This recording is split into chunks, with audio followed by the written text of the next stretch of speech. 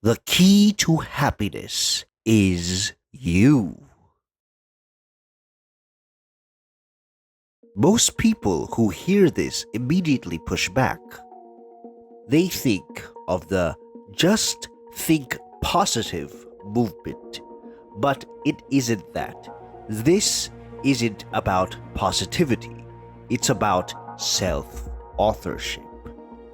All you have is you. That relationship with yourself is the most crucial one in your life. You're going to walk the path to your own success, even with all the help in the world. At the end, no one is going to save you but you. But first, you must know who you are. You need to know the source of your power. Welcome, conscious colleagues, to the Philosophy of Power, a movement dedicated to uncovering the secrets of reality and the power of consciousness. In our previous series, we mapped out the architecture of reality, understanding the mechanisms existence uses to create everything, including you. Now, we want to get personal and see how we can apply the framework to our daily lives. Power is you. Before anything else, you experience yourself first. Everything you perceive in reality starts with your subjective experience. That is your power. Your subjective experience is the organizing principle, the commanding point through which you interact with the world. Think of it as your own pendulum of power, the axis around which everything in your life swings. Through time, we take in ideas from the outside world and integrate them into ourselves. We meet others, family, and friends, and this amplifies who we are. But in that process, we get molded by the world. We are put in a place where we need to fit in, a form of self-sacrifice where we modify our behavior for others. In return, we get friendships and connections, but sometimes this process makes us lose our power. Suddenly, we lose sight of who we are. Society gives us predetermined paths to fit into, and because of economic and political pressures, we get into boxes not made for us. So how does one regain their power? Cut off the noise and listen to yourself. Sure, we can ask advice, but ultimately, we are the ones choosing to move forward. The power of you comes from knowing you. We humans are reflexive creatures. Our consciousness evolved because we can look deep within ourselves and organize our life from that process. This is exactly what reality does. It uses the act of self-reflection to generate new forms. But in a world filled with so much noise, it's so hard to find clarity. There is no one path to transcendence. That is why it's so important to center yourself first. When people start the process of self-improvement, the first thing they do is point out their flaws. But this is a slippery slope. Knowing your mistakes is important, but if that's the only thing you look into, you will always come from a place of lack. The moment you feel never enough, you automatically disqualify your power and chase it in other people. To know yourself completely is to know your power, not just what you lack, but what you carry. What are you good at? You don't have to be extraordinary. Something as simple as organizing your room, being passionate about a hobby, anything that makes you feel proud, no matter how small. These things add up. When you focus on them, You build a better self-concept. You empower who you are. Comparison can be strategic, but it can also be a death sentence. Constant comparison kills self-trust. At the end, you need to be proud of yourself, even for the little things. Build your self-concept and learn to draw power from the true source of your being, which is you. Feel what truly matters to you. Who are you really? For most people, the first answer is external: hobbies, activities, a name. All external signifiers. But the truth is, no one truly knows you but you. It's the voice before the breath, the idea before the speech, the thought before the action. Just as existence must differentiate itself into a specific localized point to form a greater version of itself, you too must form that specificity that comes with cutting out the noise. No one is a blank slate. Genetics and social conditioning inform our self-concept, but at the end, all choices come from you. You need to find your specificity, what you want in life, who you want to be, and what feels right. Society tries to streamline that process by offering pre-made roles. More often than not, especially in times of economic hardship, we are forced into roles we don't want just to make ends meet. Some are satisfied with this. That's their specificity. But most settle just for survival, abandoning their dreams. That's why we have a generation filled with lost hopes and forgotten dreams. It's not their fault. The system is punishing. But it will never change if no one breaks the loop. To know yourself isn't just to think, it's to feel.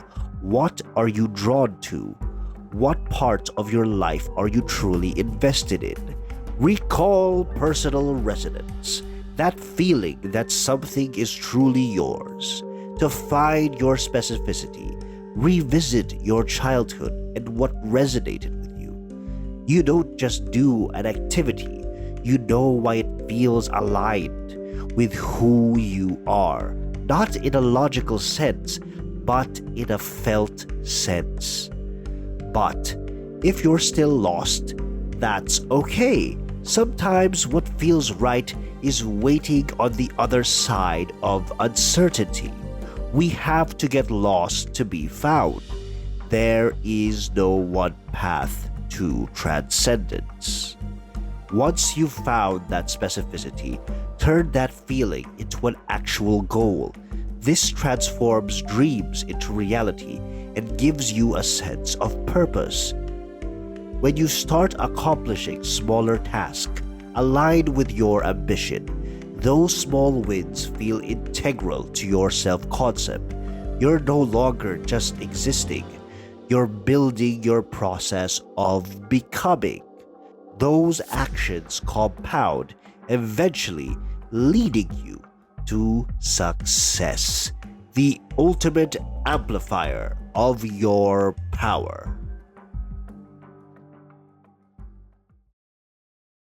Strategies of power: hard power and soft power. Let's revisit the two rules: opposition and unification. We are social beings, constantly looking for companionship, a sense of belonging. But in life, not everyone will reciprocate your actions, regardless of your intentions. You're not going to please everyone. That's a fact of life. And the problem is, we don't pick our social conditions early on. We don't choose our family, the schools we attend, or the people we meet. As we grow older, that changes a little, but the patterns are already forming. We've merged with all the people we've interacted with, the good and the bad, the unification and opposition. The most important part of that process is knowing ourselves. We avoid that isn't aligned with us, choosing the right opportunities and connections to move ourselves forward. But that still doesn't prevent us from meeting opposition. We get into a conflict and suddenly we are doubting who we are. That's why some are scared to branch out beyond their current conditions, afraid of the conflict, the rejection, the misalignment with their true selves. We fall back into self-sacrifice, integrate, and minimize the conflict. In some cases, that tactic works. We don't need to spend energy on people constantly escalating conflict, but we also have to know when to stand our ground and defend ourselves from the external. Built on the two rules of power, opposition, and unification, we have to use two broad strategies to approach others, to maintain and amplify our sense of self. Hard power. When push comes to shove, either return the favor or turn the other cheek. In conflicts, there are times when we really need to push back and stand up for ourselves. That's hard power, an active, direct approach to gaining power in a situation. It's a neutral tool. It depends on the person and the situation. It can be defensive, protecting yourself by force, or offensive, through persuasive pressure, a debate, a negotiation, a firm command.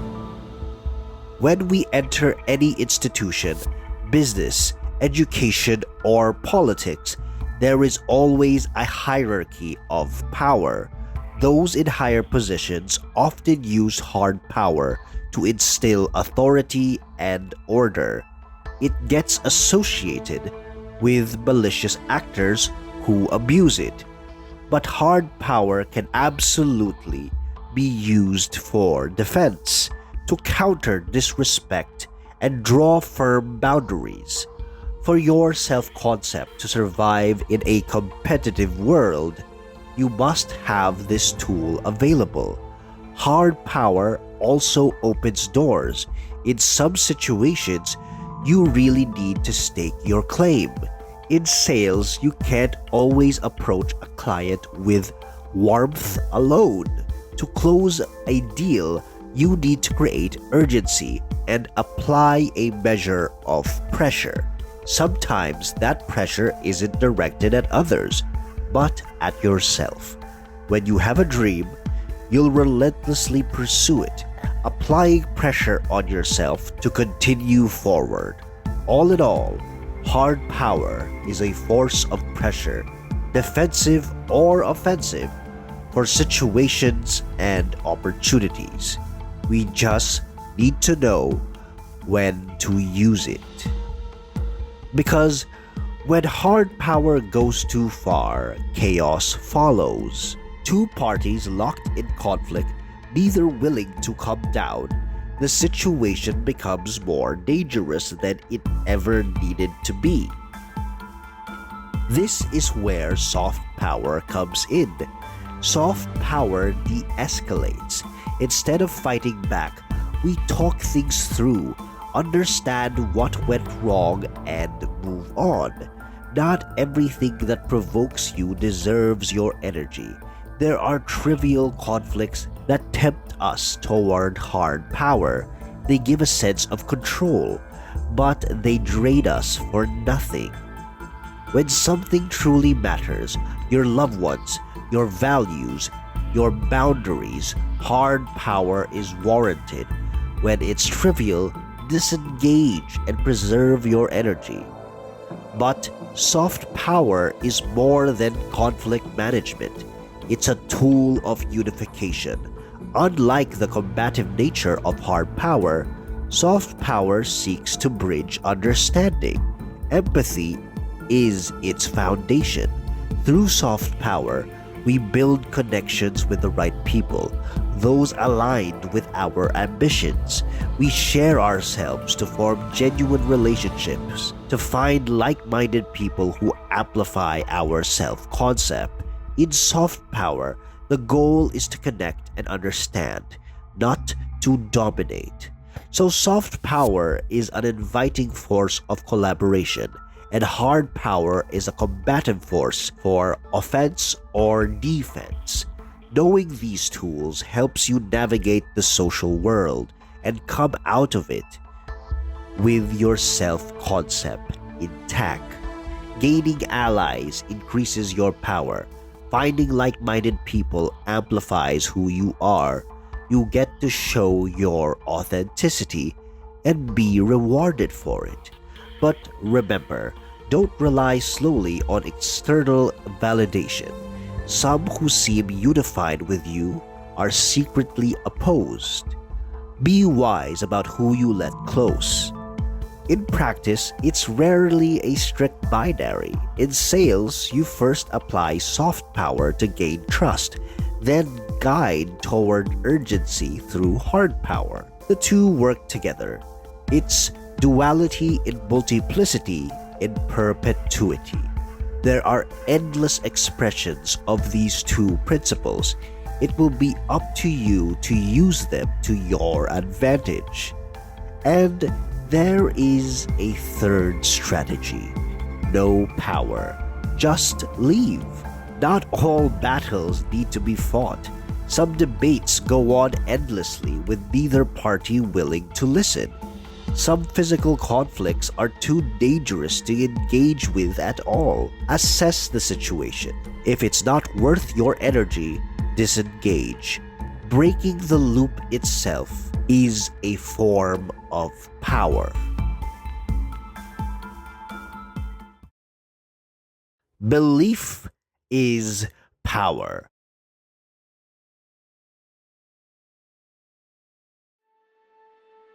To do the crazy things in life, you have to be a little crazy.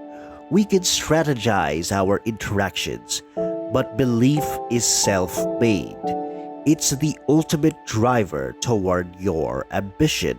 Without belief, you'd give up on day one. You don't debate about winning. You know it. You feel it. You do it. Power is the commanding point of existence.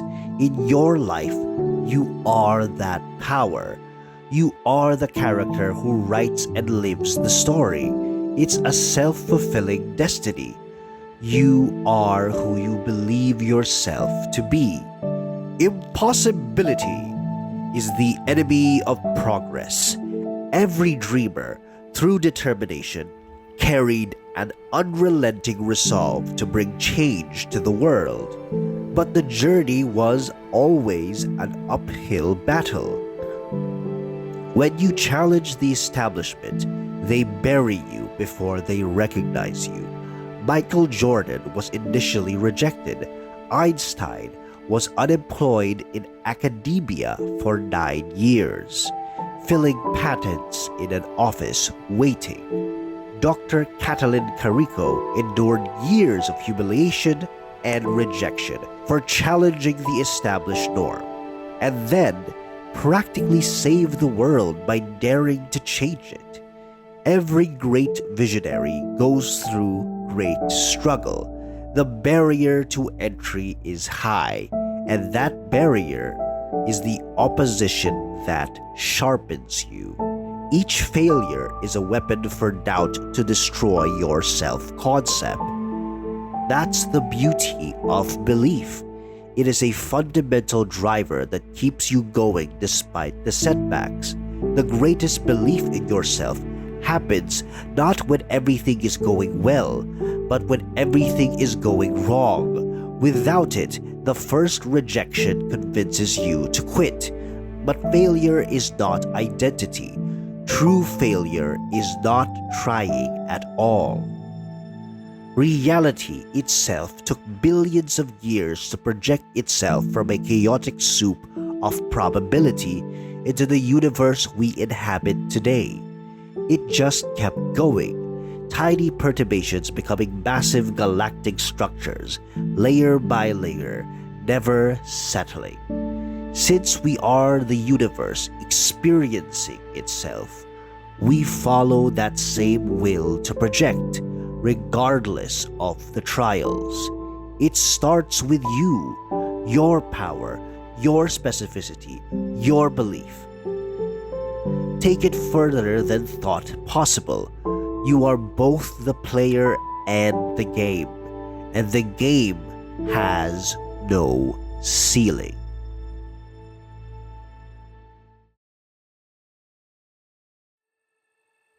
Thank you, conscious colleagues, for joining us in this new series, where we apply the framework of power to our daily lives. Today, we started the whole process with you, where your power truly begins, your own sense of self. We talked about strategies for cultivating that sense of self and navigating a world where your power is either opposed or amplified. But at the end, regardless of the outside world, you must believe in your power to grow it. In the next episode, we take a closer look at dreams, where the metaphysical meets the physical, and how you can shape your own reality through the principles of power.